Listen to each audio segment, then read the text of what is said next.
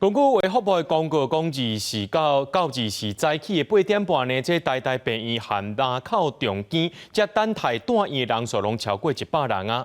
就前线护理师是认为讲，薪水伤低、超时工作者的因素是造成护理师一直辞职的原因。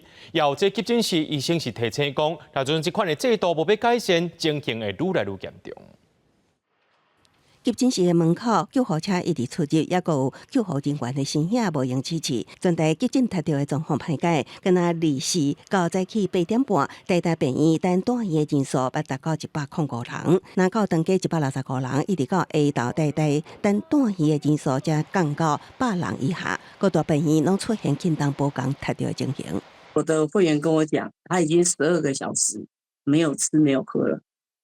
没吃没喝12小时，护理人员都说只要白班的起薪5万就可以啦，你为什么做不到？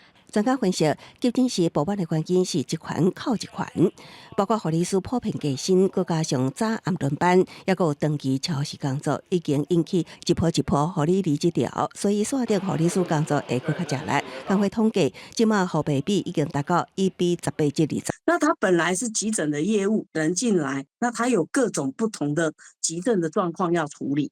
那现在因为没有办法上去，他就得要去处理住院这一些 routine 的，就我还要一直在进入的病人，其实对他来讲是不堪负荷的。